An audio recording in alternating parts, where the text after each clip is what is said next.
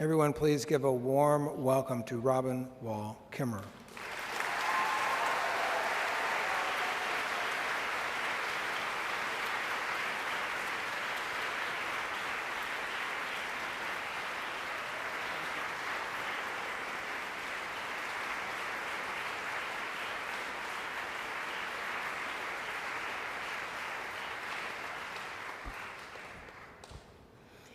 Ani, bonjour.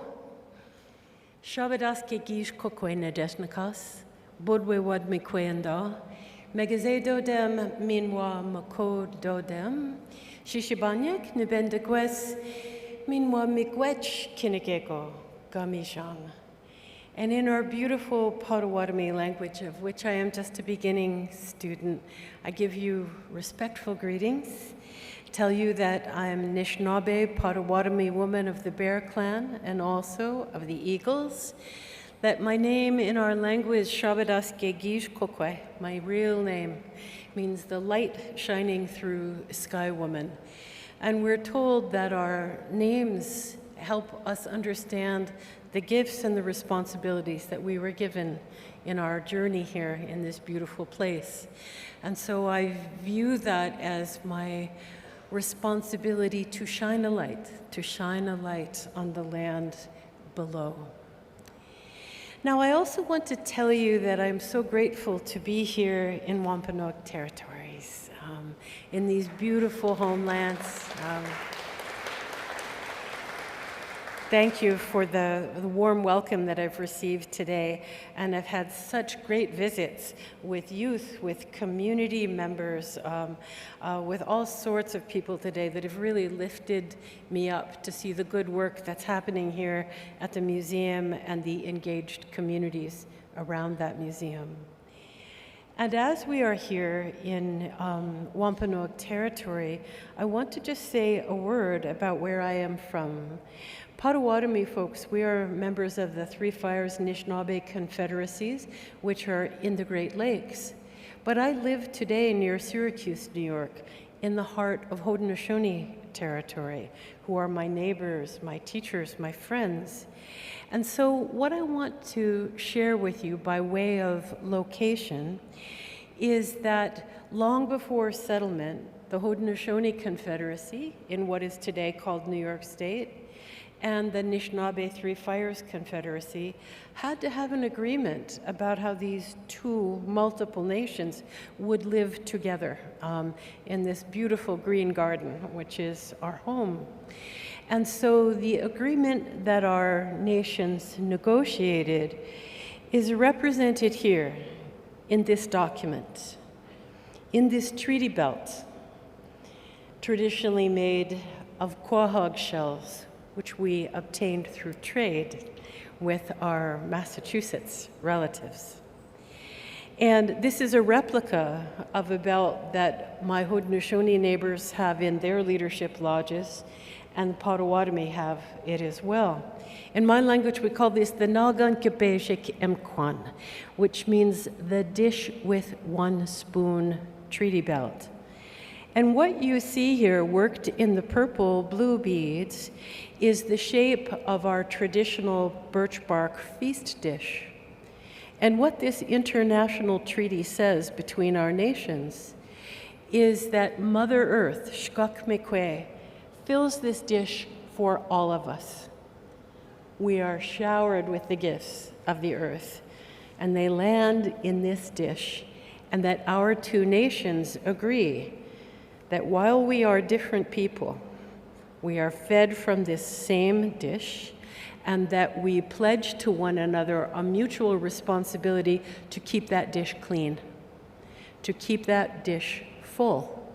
Because when it's empty, and everyone suffers, both of our nations as well as our more than human relatives as well.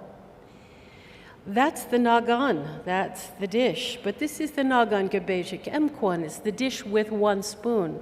Do you see in the center that white bar? That's the spoon, that's the emkwan. And you'll remember that we're talking about multiple nations. Bejik emkwan. So what does it mean that there is one spoon for multiple nations? It means that we have to share. It means that this is an agreement about justice as much as it is an agreement about how we care for the earth. It's about how we fill the bowl and how we take from the bowl. My dear friend and colleague, I'll put this right up here, Neil Patterson of the Tuscarora Nation, calls this the oldest sustainability policy on the planet. And yeah. And so, of course, that means that you've studied this, right? It's on page 1 of your history education. And those of you who are in the sustainability sciences, this is leading as well, right? We know the answer to that. And what we have to recognize is the extent of erasure of Indigenous knowledge, values, and worldview that were a product of colonization. And as an educational community of people who care for one another and care for the earth, our job is to be agents of anti-erasure, to tell the stories, to tell the truth, and to carry them forward.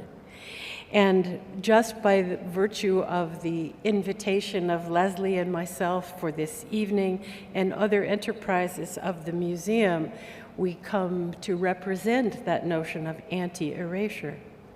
And you know, this question of erasure is not only of historical, environmental, and social justice repercussions, but for me it's very personal. Because our Potawatomi people are Great Lakes people, but my reservation is in Oklahoma. We were removed from our beautiful Great Lakes homelands, first to Iowa, and then somebody wanted that, and so we were moved to Kansas, and finally we ended up at the end of the road in Oklahoma. Nothing against Oklahoma, but it is not our homelands. It is not our homelands.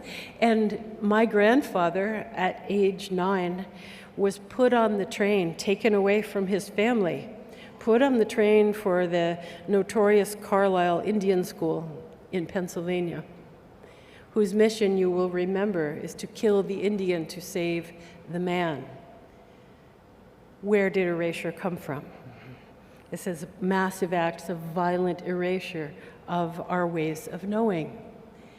And so, you know, when I was a little kid and I would ask my dad things about our culture, about our language, and he would say, well, I don't know. But he didn't just say, I don't know. He said, I don't know because that was taken from us.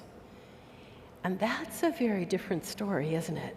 And even as a young person, I remember thinking, I probably stamped my foot if I remember myself, saying, well, if there could be schools that were designed to erase our knowledge, couldn't there be schools that are designed to bring it back? Yeah. To combat erasure. And so I'm really proud to tell you that at SUNY College of Environmental Science and Forestry, where I teach, we have our Center for Native Peoples in the Environment, whose mission is to bring together the great intellectual traditions and values of Indigenous knowledge and philosophy, coupled with the tools of Western science. And how could we use those together to better care for the land? And this symbiosis and this relationship between these great ways of knowing will comprise much of our conversation to follow, and I'm really eager for that work. And so, why does it matter? Why does it matter that we breathe life and visibility into Indigenous ways of knowing? Let me give you just one example. And that example is, there is a report that you probably don't ever want to read, put out by the UN Intergovernmental Panel on Climate Change and Biodiversity, that talks about the dramatic exponential decline in biodiversity all around the world. It's heartbreaking. It's absolutely heartbreaking. And you begin to see this out your own window when you look at the missing insects, the missing birds, the missing plants. But in this tragic report, there is a bright spot. And did you know that there are places on the planet where that's not happening? There are places on the planet where biodiversity continues to thrive against all of these same forces. And you know where those homelands are? Those places are? They're in indigenous homelands. Biodiversity hotspots and hotspots of indigenous language diversity map onto one another in a one-to-one way. So that suggests to us that there is in indigenous values, worldview, practices, beliefs, and indigenous science, there are practices going on that are the remedy, that are the medicine, that are the preventive to biodiversity loss, and indeed to many of the assaults on climate regularity. And so doesn't that mean that as a community dedicated to science, to sustainability, that we should be turning our attention to the wisdom of Indigenous knowledge urgently in this moment?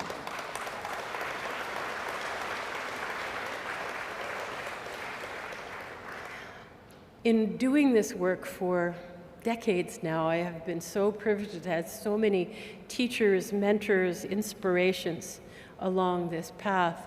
But you know, I never would have imagined that, well, it was only 3 years ago now, that the policy of the federal government, who sought to erase our knowledge. There was a memorandum from President Biden that said, from here forward, traditional ecological knowledge must be elevated in all federal science and land management decision-making. I lift this up to you in my own sense of pinching myself that this could possibly be true, to tell us, to remind us that the world can change, that the power of Indigenous thought is imperative for this moment. And increasingly, we are understanding its power, its agency, and that it is our work collectively as we decolonize our minds, as we decolonize our institutions of science and learning, that we remember that things can change, and they change when we change our minds, when we are willing to explore and embrace multiple ways of knowing. And so this idea that, you know, as we seek to protect biodiversity in all of its forms, from genetic diversity, landscape diversity, species diversity, that we must also protect knowledge diversity and cultural diversity, because it is a wellspring of time-tested ethics, values, and scientific practice that can be a guide for us. I have so much more I'd like to share with you, but I am just about out of this part of the time, and what I really want to do is to have this opportunity to be in conversation with an absolute Indigenous science rock star. And so would you please join me, Leslie, and we'll begin our conversation.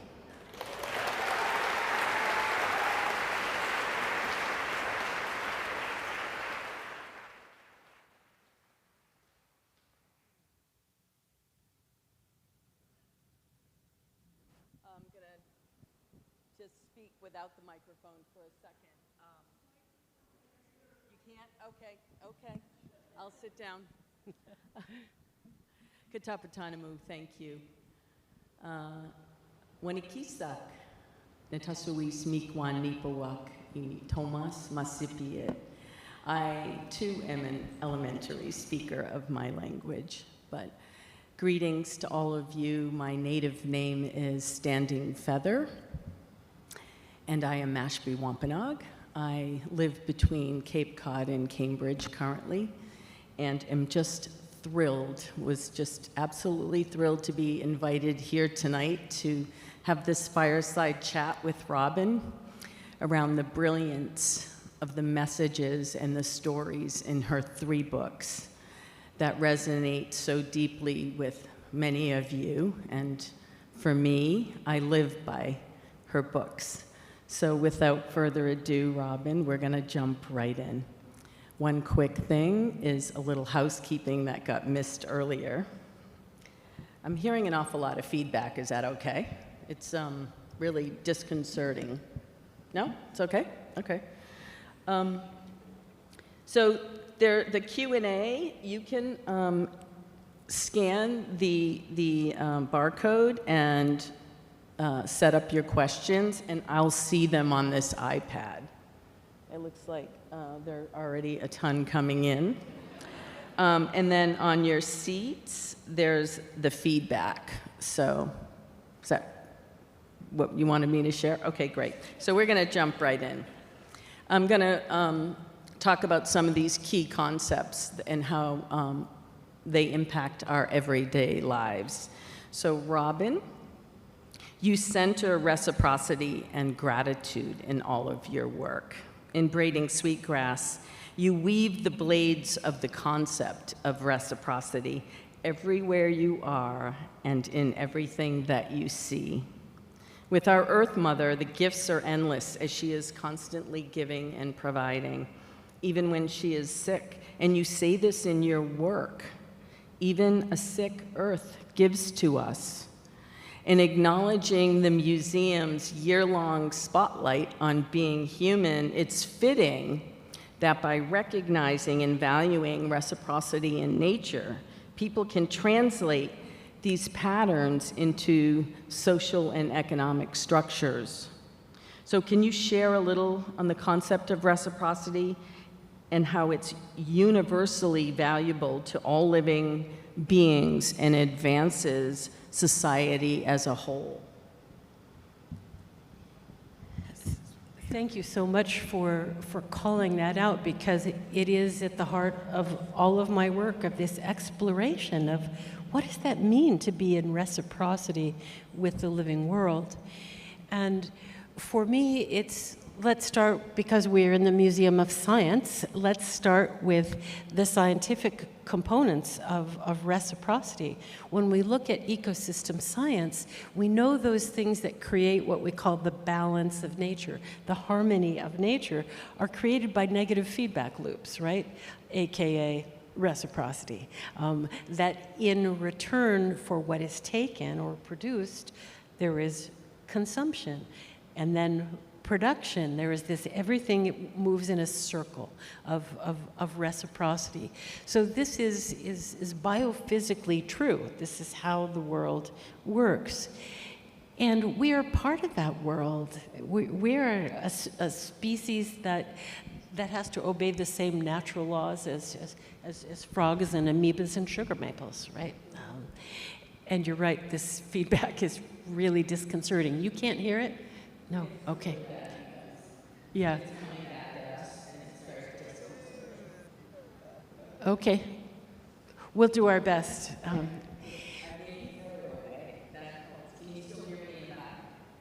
Yeah, maybe that'll help. Okay.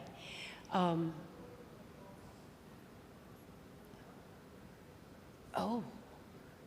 They said to turn the podium mic off. No, it is off. Okay. Anyway, we will muddle through here. And so, of course, I lost my train of thought in technology. But the way in which, what does reciprocity, how is that universally applied? There's so many elements to that. It does remind us that as human people, we are one species in this whole web of kinship, and that natural law applies to us and our economic and political structures, just as it does for the ecosystem. And we humans, thinking again about what does it mean to be human, we Western humans anyway, seem to have this fiction that the laws of nature don't apply to us. We're at this top of this pyramid, fictional pyramid, of human exceptionalism, and that kindly the world has, repealed the laws of thermodynamics on behalf of our own society. I don't think so. So this notion of living in reciprocity reminds us that we are subject to natural law and that we could structure our societies in ways that harmonize with natural law, which makes life much easier and also is joyful and just. So to me, that is a big element of reciprocity, is remembering that we humans are not just takers, and the earth is not just our property, but we are givers as well, that we are essential to the functioning of the planet as reciprocal givers in return for all the gifts that Mother Earth gives us. Thank you. That's beautiful. I am going to weave some of the questions from the audience in as appropriate. I'm going to try to align them, so it's a little bit of work for me, but that's okay. I'm going to align them to the topics. One that I really like is, what advice would you give your younger self? When I think back on that young woman, I had so many experiences, as you probably have as well, of being the only one in my classroom, the only Native person, oftentimes the only one of the few women in science classrooms. And what I want to say to that young woman who was very quiet, I used to not say anything at all. Hard to believe, I know. But I was so quiet because I thought, I think so differently than everyone else in this room that no one wants to hear what I have to say. And that was my defense, I suppose. I didn't have to be brave. I just had to say, well, no one cares what I have to say. And so I didn't. And that's the advice that I would give that young woman, is to speak up, to tell the truth, to carry your story. And it took me a long time to get to that place, which I regret. Yeah, I would bring some of those younger folks along with me for upwards of 12 hours a day, jumping the ditches of the cranberry bogs and running the beaches of Cape Cod. And maybe that connection would have helped some behaviorally. I noticed that with some younger folks, there's increased anxiety, they're more nervous, and then after 3-4 hours outside, there's a completely different mindset and psyche that can take over. So we know from living that experience, and as a younger person out in the natural world, I feel like that was the best gift I could have ever been given. I love that. And it is also related to finding your voice, because on the land, I never had a question of who I was or whether what I thought and carried was important, because the land affirms your identity. The land affirms your authentic being. And so that is a way of producing agency and voice. I think the stronger you are in your cultural identity, the stronger your voice. And how confident we were naturally. I didn't even know what that word meant. I just was confident in the natural world, and only became sort of insecure in settings outside of the natural world. So as we grow and evolve, I realized how connected I really needed to stay to the natural world. Okay, we're going to get back to this. So the concept of a gift economy is deeply embedded in Indigenous cultures because of our ancestrally rooted value systems of living in reciprocity with not just the natural world, but our communities and our families. It speaks to our communal ties, by giving and receiving, planting, foraging, and harvesting, baking that homemade blueberry pie, frying some herring, or steaming a basket of clams. For thy elder neighbor or an auntie.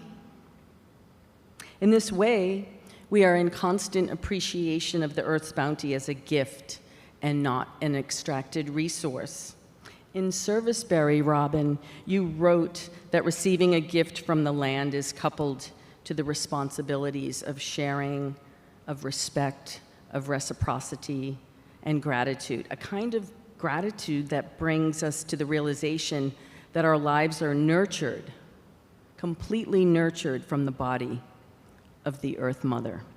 But in an increasingly resource extractive and overdeveloped world, can you help us to understand the benefits of a circular relationship that you talked about a little earlier, but one directly between people and the earth? You know, when we start to think about the world, the earth, as you said, is gifts of Mother Earth, not natural resources, not commodities, not private property, but gifts from a loving Mother Earth. Think about in your own life, if the example I like to use is if you went to the store and bought a pair of socks, and they were woolly and red and comfy, but when you exchanged money for them, when money was the currency of the well-being of your toes, you don't have any responsibility to those socks. You know, you could take care of them, or you could let the dog chew them up, but they're your property, right? But what if those socks were hand knit for you by your loving grandma? Oh, they still keep your feet warm, right? They're still red and fuzzy, but everything is different because the currency of those socks is not money. It's love, it's gratitude, it's relationship. And to me, that's the difference between this market economy and a gift economy. The currency is not money, the currency is relationship and love and gratitude. So we behave very, very differently when that is the currency. And the beautiful thing is, you know, when you buy those socks at the store, do you feel like you want to go to the clerk and give her a birthday present? You have no relationship. But what about when it's your grandma's birthday? You want to reciprocate the gift with an equally loving framework, right? i.e., it invites reciprocity. It invites us to remember as human beings that we all have gifts, and that that's the responsibility. We say we are given gifts, but those gifts are coupled to the responsibility to use them because the whole world needs them. Especially when those gifts are woven, the socks are woven from the milkweed off of the land, and the redness comes from the cranberry or the blueberry or the berries that dye, that create the dye. So the qualitative approach has such longer-term impacts in terms of how we respect and live with and on the land. Absolutely, and I love how you framed that in terms of the materials that went into those socks. Mm-hmm. When we know there are plant relatives, for example, it makes them all the more precious. I think the key in our contemporary consumerist society is to remember that every pair of socks, shall we say, every single thing that we buy is a gift of Mother Earth. I mean, that everything. And if we treat all that we consume as a gift from Mother Earth, we are now into the realm of the honorable harvest, as opposed to the dishonorable harvest in which we just take as if it wasn't the lives of our plant and animal relatives that we're consuming. Right. Take, and discard. Yeah. So we have a question from Jean-Luc. The wampum belt embodies collective action through the clams, who gave shells, and the many hands it took to construct the belt. How can we foster reciprocity through collective action in an Indigenous, determined, sustainable future? What a beautiful question. I wish I had the luxury to really sit with that question, because the notion, I think the piece of it that I want to really illuminate is the collective action. And to tie it to the economy, as Jean-Luc is doing, you know, we say that economic theorists would tell us that human beings are always going to act economically, politically, ecologically in our self-interest, right? But the difference when we talk about collective action is, what is the self? Is the self just me? And am I going to be, you know, embedded in a hyper-individualistic society where, yes, I'm going to make all of my decisions to benefit me? But when I think of who I am also my family. I am also my land. I am in my bones the white pine tea that I drink. You know, my boundary is very permeable. So if the self includes 7 generations of human people, if it includes white pines and otters and ginger root, then I will act in that self-interest. But I think that's the power of kinship thinking, which is at the heart of the Indigenous worldview, is that it's collective well-being. The self is not limited to this one body and consciousness. What happens in nature teaches us so much about ourselves: adaptability, patience, flexibility, resilience, respect, and gratitude. These are things that I learned from many decades of gardening and working really closely with the land in land restoration efforts. However, in current times, many people are scared and exhausted by what's going on around us. But I see an increase in different acts of kindness happening, in contrast to the adversity that we're all experiencing in our everyday lives. And this is where I like to stay, because I can get pretty down about what's going on in the world right now. So I go outside, I go to nature, I go to the ocean, I go to the trails of B.B. Woods in Woods Hole. Nature and connecting to nature can be the vehicle of joy, happiness, freedom, love, self-care, if we're open to her, if we let her in. Can you talk a little bit about the importance of man's history with the natural world and the reparative work that needs to happen and be done first before we think of ourselves? You know, I want to answer that question, but I also want to thank you for invoking the land and the plants as teachers, especially in these troubled times. Like you, I really seek the solace and the guidance of the natural world. And I feel moved to tell you that one of my greatest teachers is a sugar maple, an anemonic, of my acquaintance, who is, probably 250 years old. She's kind of beat up. She's missing a lot of branches. She's seen a lot of lightning and bugs in her years.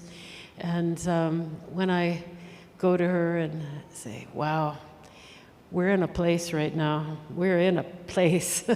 And she, out of her 250 years, says, things happen. Things come and go. She said, I've seen a lot of, let's say, people come and go. And the teachings of sugar maples is what we always have to do is build good soil, build good soil for the future. Look at a sugar maple.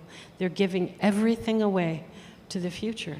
They are building that maple soil. It's going to bring us trillium and berries and medicines. And so I take so much guidance from that teaching of build good soil. That's how we make a future. And remind me specifically, what was the other part of your question? I got stuck with my grandmother maple. Oh, repair. Thank you. She is building good soil. She's doing that repair work. But in specific, ecological restoration is to me one of these beautiful collective actions by which we exercise reciprocity and responsibility to the land. I think about ecological restoration that I've worked in for decades, really, as doing dishes in Mother Earth's kitchen. You know, we've had the feast. We have had the feast, and we got a whole big pile of dirty dishes, and we need to get to work. We need to heal that damage. And the reason I choose that example of doing dishes is that's where the fun happens, is in the kitchen as well, right? When everybody's in the kitchen, sleeves rolled up, doing the work, laughing, joking, crying. Ecological restoration is deeply human. We have this gift of design, of hands, of shovels, of seeds, and so it's a place where that ecological restoration calls on collective well-being, collective intelligence, and collective joy. Yes. Yeah. Nothing suffers alone and nothing heals alone.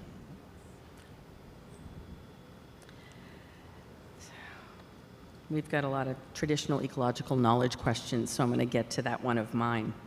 As an Indigenous environmentalist, my worldview sits at the nexus of traditional ecological knowledge and Western science, while I work with marine scientists from the Woods Hole Oceanographic Institution, in academia at MIT, in environmental justice with the state of Massachusetts, and on the land, in Indigenous land conservation with the Native Land Conservancy.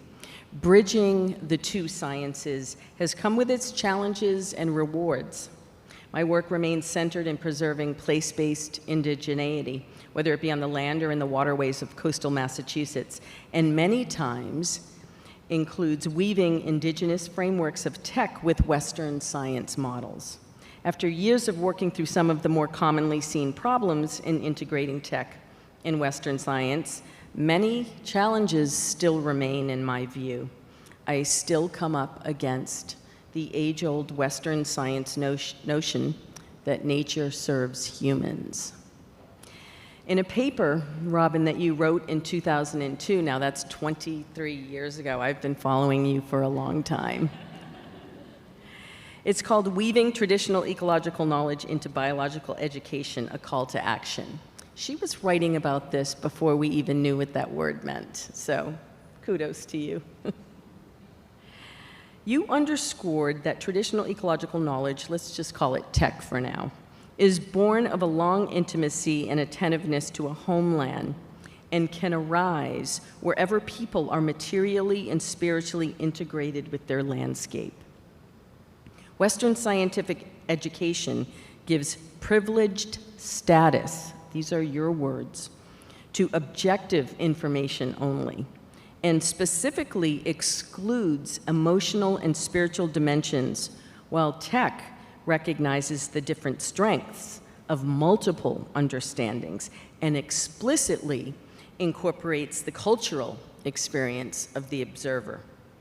Tech includes an ethic of reciprocal respect and obligations between humans and the non-human world.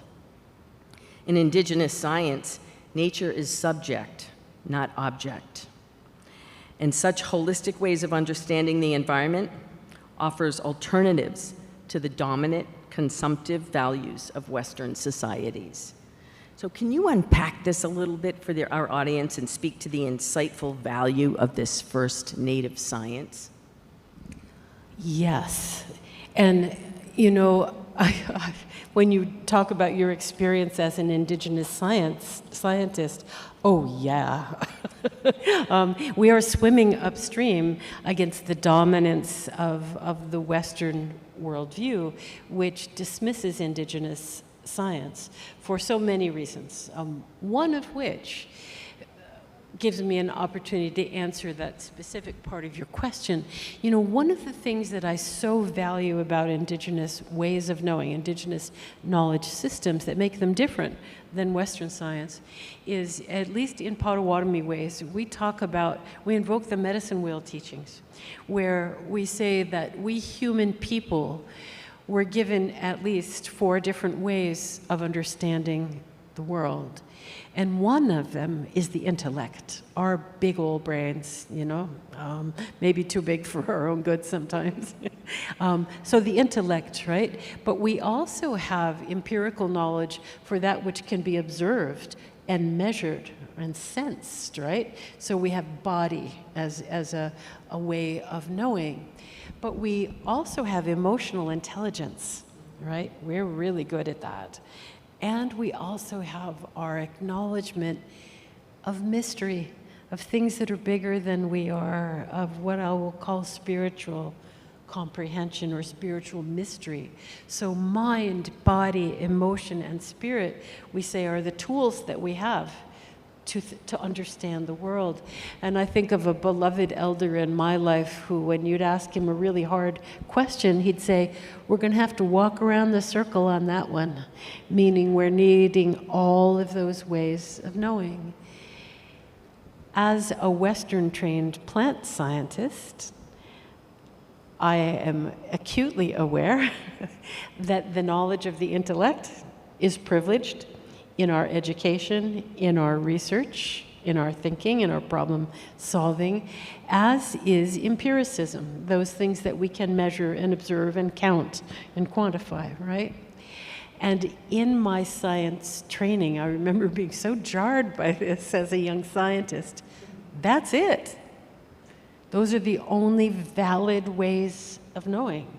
If you dared to bring emotion into your scientific arguments, I was told it's no longer a scientific argument, let alone the mysteries of spiritual dimensions. We don't talk about that. If you talk about those things, you are not a scientist.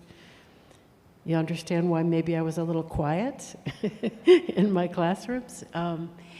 And so the Western scientific worldview of only using that which we can measure is great for hypothesis testing when we have a true-false question, which is essentially what a hypothesis is, right?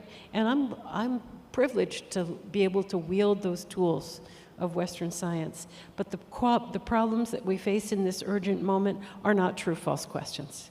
They are not questions just about the nature of the physical world. They're about what are we going to do about it? How will we relate? Those are questions where we need emotional intelligence and we need spiritual tradition to guide us. So I think about this as there's a way in which Western science is very powerful, but it's also limited in the kinds of questions that it can address. And that's why I think we need both of these ways of knowing. It isn't Western science or Indigenous science. It's unequivocally and for different kinds of questions. It's thousands of years of stories that get passed down from ancestral experiences within the natural world and how that natural world has evolved. My stories are different than my grandfather's because of climate and the impacts and what climate's done to the natural world in terms of my worldview and my experience. So my qualitative experience, while it's abstract and nonlinear, is different from what my grandfather shared with me and my great-grandfather. And we'll talk a little bit about that before the end, but I'm going to ask a tech question. Has your perspective changed on encouraging non-native scientists to engage with tech since publishing Braiding Sweetgrass?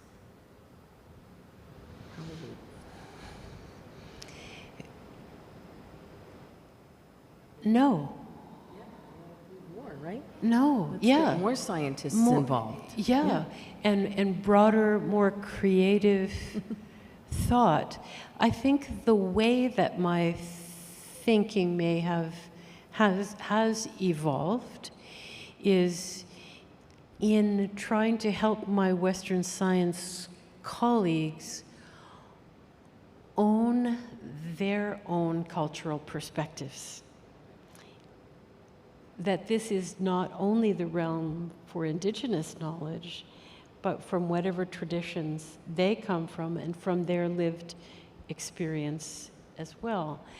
The truth is, I don't know a single scientist, I think, who became a scientist over love of data. And I love data, I do love data, but I love data because it's the story of the earth.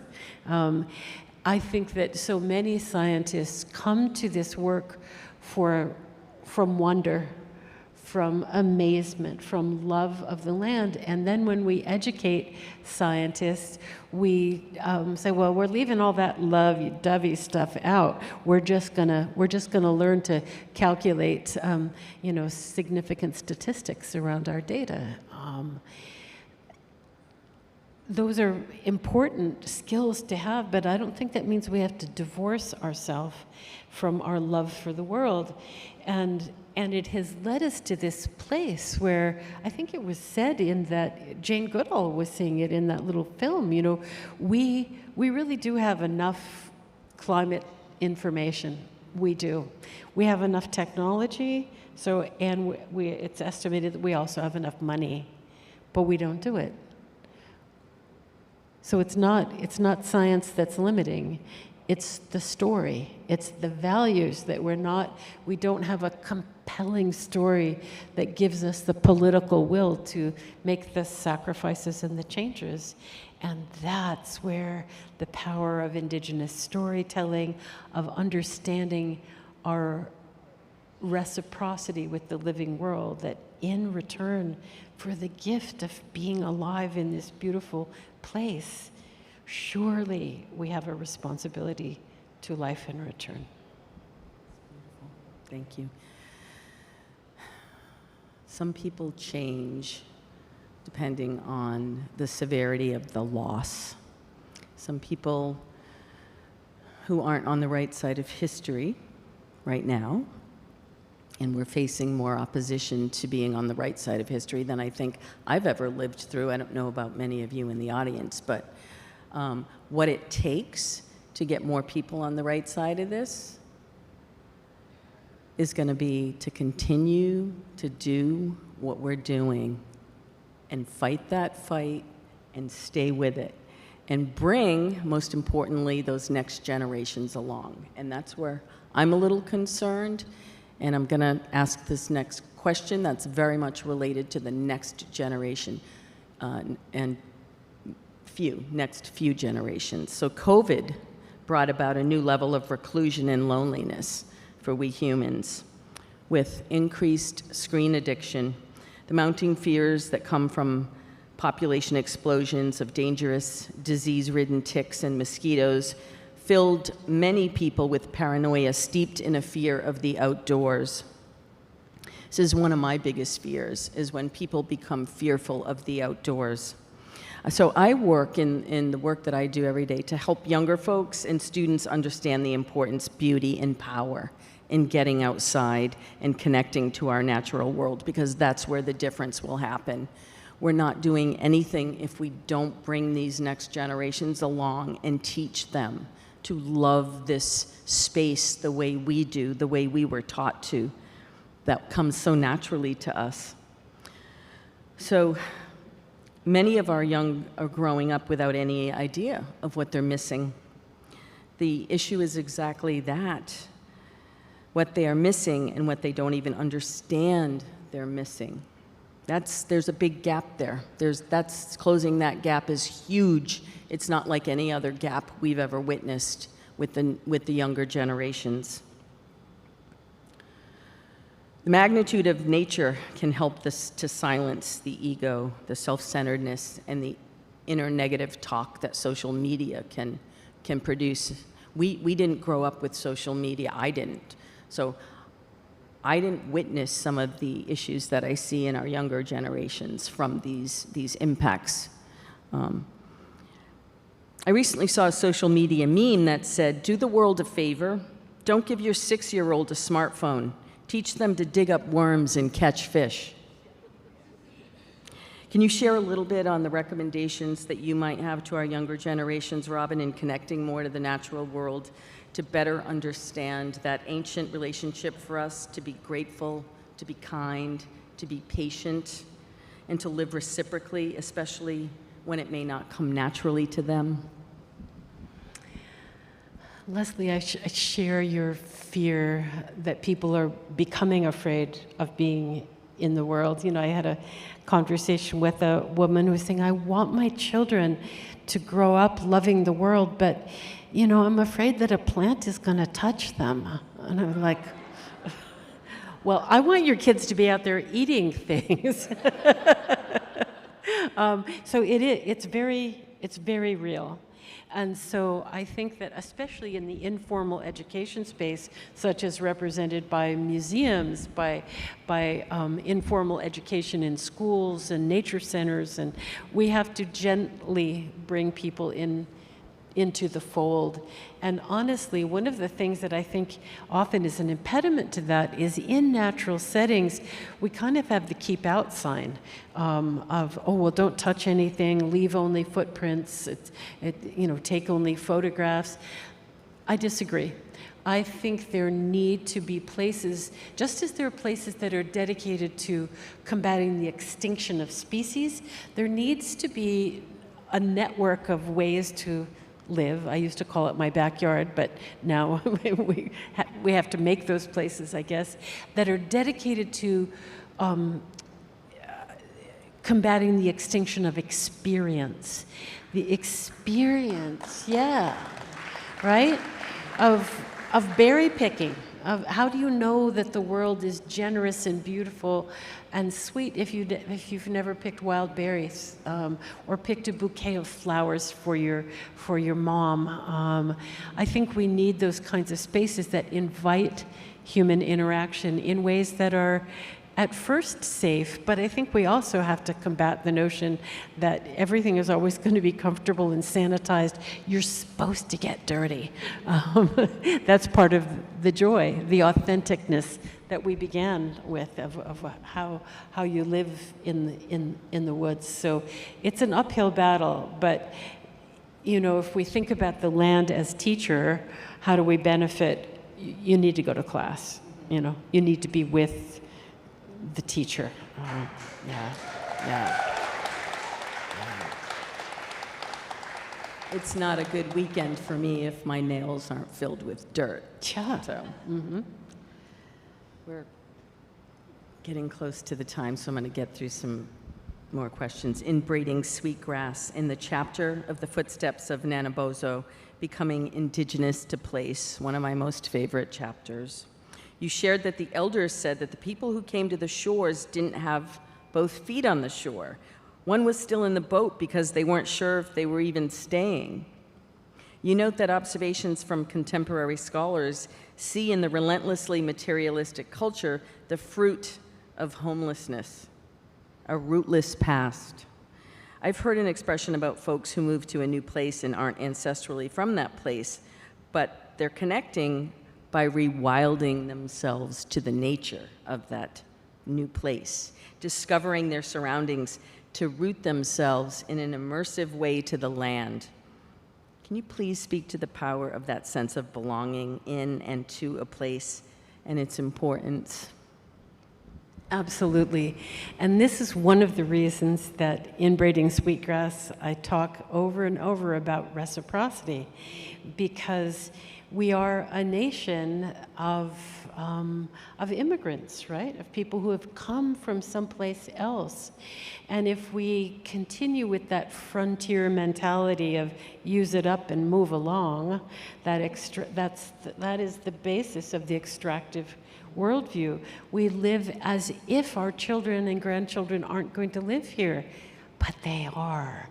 And so the invitation around becoming indigenous to place, or becoming naturalized to place is the better language of how do we come to belong to a new place, whether your family has been here for 6 generations or whether you've been here for 6 weeks in a new place. How do you make home is really the question. How do you make a home that you're going to inhabit for generations? And to me, it's by giving to that place, by knowing that place well enough to know what it needs and say, I have a gift that I could offer here.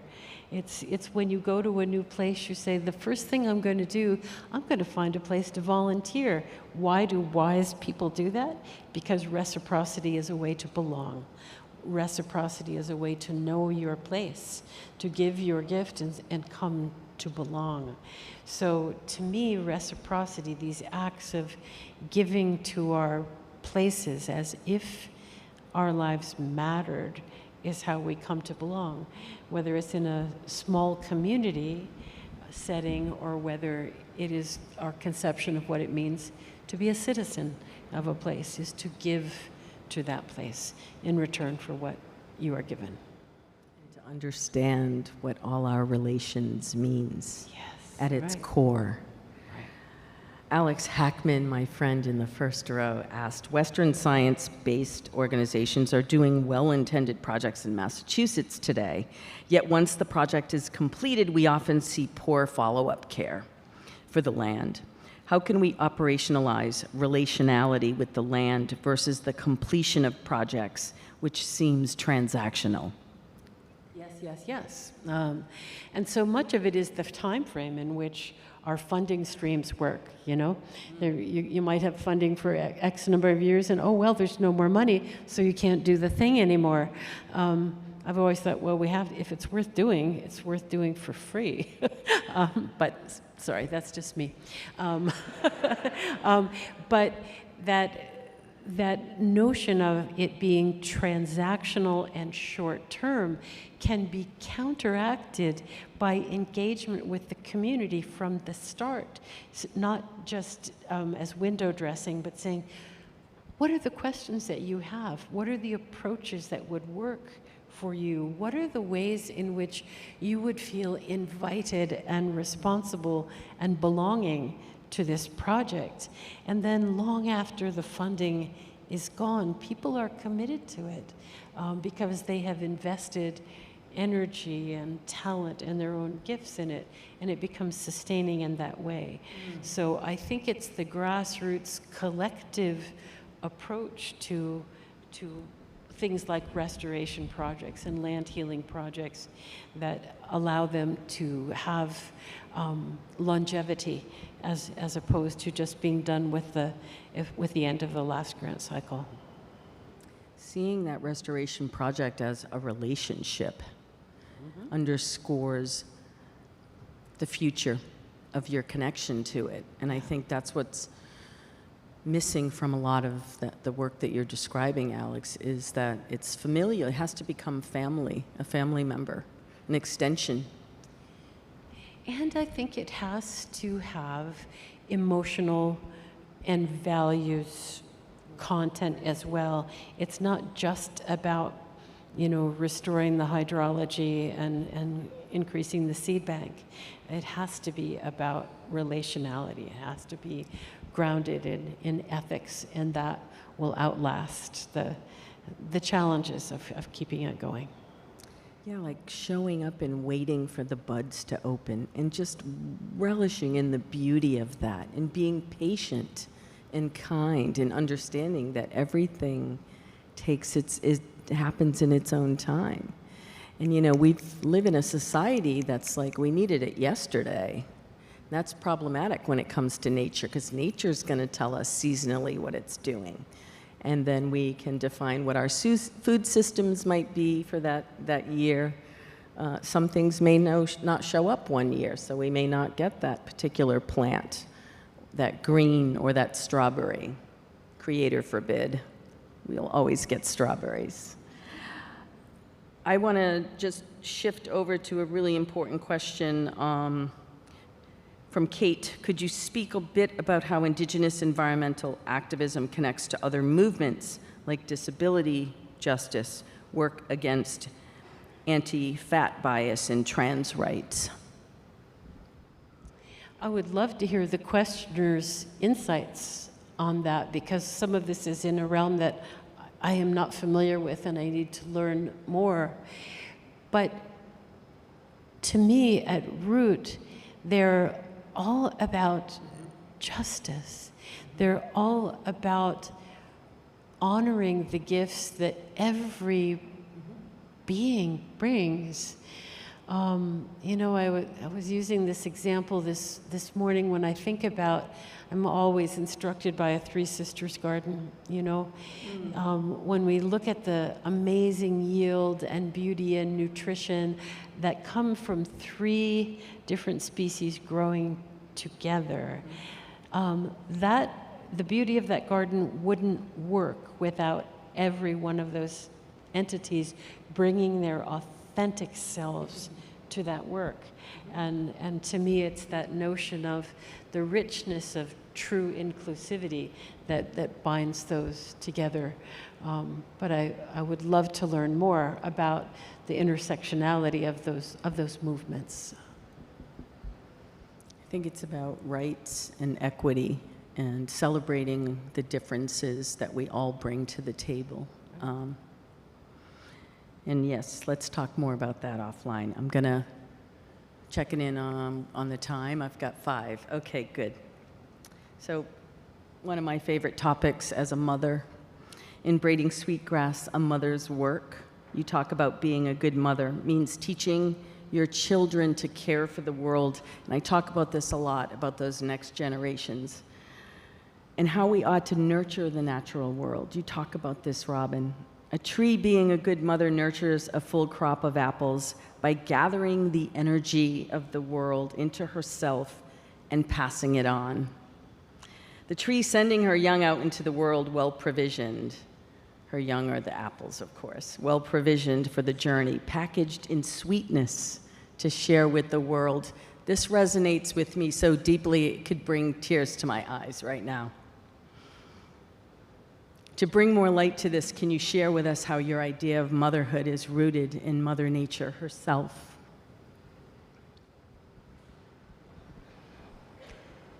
Don't look at me like that, we'll both cry.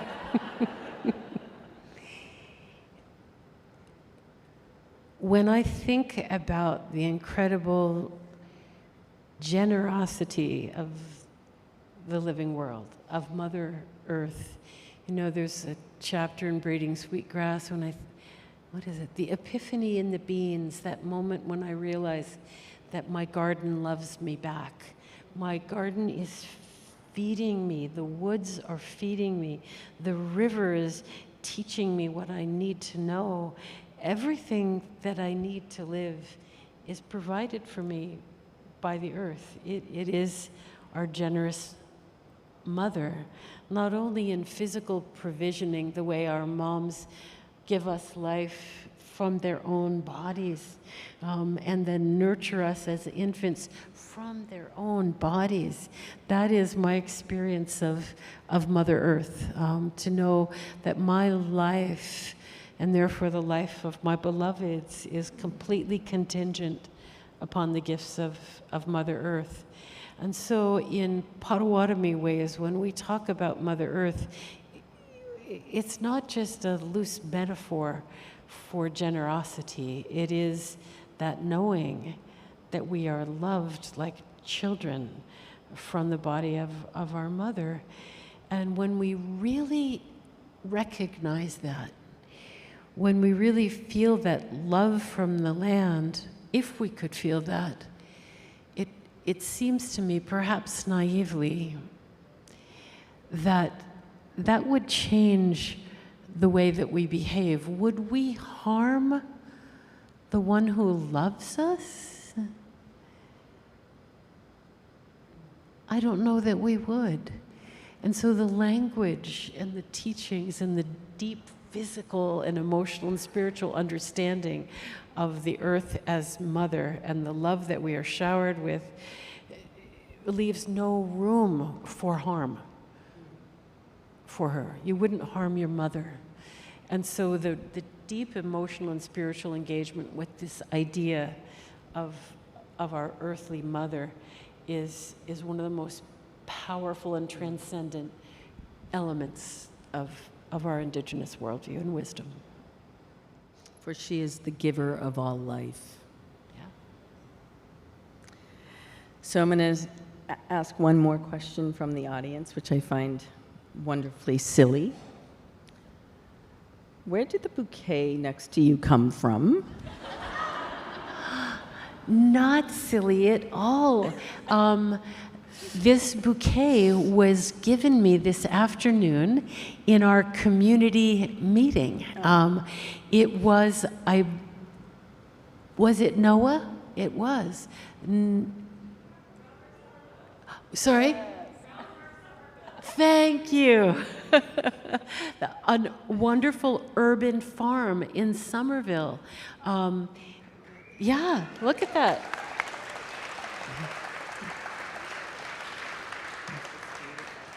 And notice that it is also decorated with garlic scapes, which they gave me a wonderful bag of, and here they are. And I want to call out urban gardens, for example, as an example of reciprocity.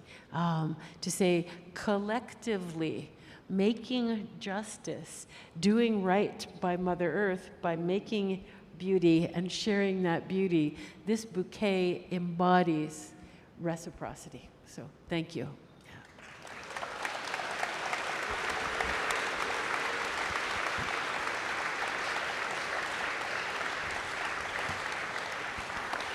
So this concludes our fireside chat, and I want to say katapatash thank you to Robin for sharing such insightful, beautiful words, words that just poetically come from the way you live and walk. You walk in a beautiful way, and I so appreciate you. So thank you.